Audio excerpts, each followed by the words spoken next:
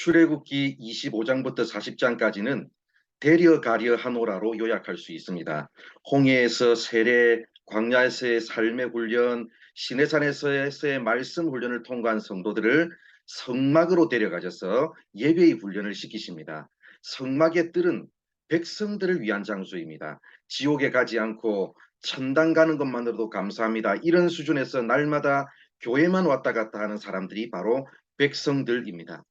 성소는 제사장들을 위한 장소입니다. 제사장들은 뜰에 있는 번제단에서 죄의 문제를 해결하고 물두멍에서 자기 부인의 문제를 통과한 사람들입니다. 그래서 자기 주장과 자기 과실을 내려놓고 남을 나보다 낫게 여겨 섬기며 하나님의 말씀에 복종하는 사람들입니다.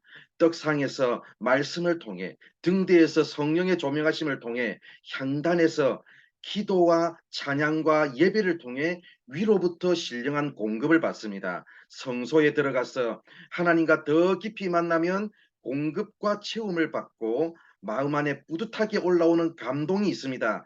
나도 이제 누군가를 섬겨야겠다는 생각으로 제사장으로서 사는 사람이 됩니다. 교회만 왔다 갔다 하는 수준에서 머물지 말고 다른 사람의 허물을 품어주고 성질 급한 사람도 받아주고 불만 불평 많은 사람들을 다독이고 섬기는 사람들이 제사장의 수준에 있는 성도들입니다. 지성소는 대제사장을 위한 장소입니다. 지성소에 들어가는 수준의 신앙생활을 하는 사람들은 더 깊은 곳에 가서 하나님의 임재를 경험하는 사람들입니다. 더 깊은 차원에서 하나님을 뵙고 더 깊은 차원에서 사람들을 섬기는 사람들입니다.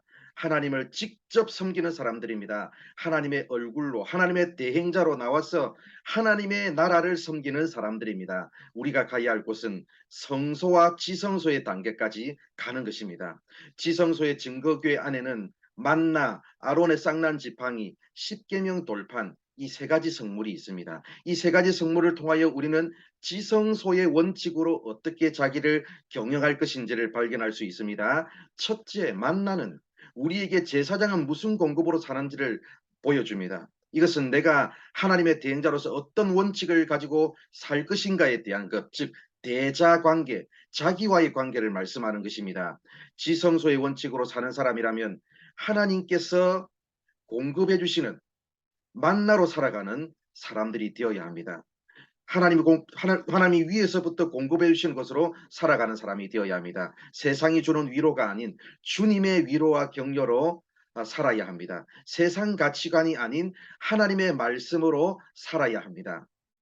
둘째, 아론의 쌍난 지팡이는 영적인 질서를 보여줍니다. 이것은 대인 관계를 말씀하는 것입니다. 하나님이 직접 기름 부음을 주신 경우는 모세와 아론이고 그 후로는 그 기름 부음이 사람을 통하여 전달되어졌습니다. 사람 지도자를 통하여 이어져가는 하나님 나라의 영적인 질서를 따르고 복종해야 합니다. 하나님이 세우신 영적인 질서인 나의 목자에게 절대 복종하는 것이 지성소의 원칙으로 살아가는 방법입니다. 교회에는 세 가지가 있어야 합니다. 내가 복종해야 할 목자가 있고 내가 교통하는 성도가 있으며 내가 품고 섬겨야 할 영혼이 있어야 교회가 교회답게 세워질 수 있습니다.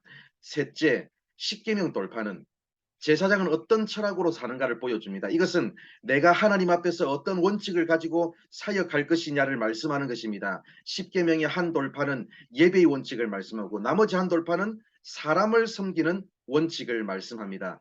하나님은 예배하고 사람은 존대하겠습니다. 바로 이것이 지성소의 원칙으로 살아가는 방법입니다. 사랑하는 성도 여러분, 지성소는 하나님을 만나는 장소입니다. 하나님을 만나서 그 영광으로 변화되는 장소입니다. 지성소에서 하나님의 임재 안으로 들어가는 것을 경험하고 언약궤 앞에 서서 하나님의 원칙, 하나님의 스피릿으로 변화되는 여러분들 되시기 바랍니다. 감추어진 만나와 아론의 쌍난 지팡이와 십계명 돌판을 통해 하나님의 원칙, 하나님의 정신으로 채워져서 이제 성막에서 예배의 훈련을 받고 나서 나올 때는 하나님의 철학과 사상, 하나님의 인격, 하나님의 성품, 하나님의 언어로 채워져서 하나님의 얼굴로 나오는 여러분들 되시기 바랍니다. 그리하여 누구를 만나든지 하나님의 언어로 사람들을 격려하고 하나님의 마음을 가지고 영혼들을 품는 거룩한 제사장으로 세워지는 여러분들 되시기 바랍니다.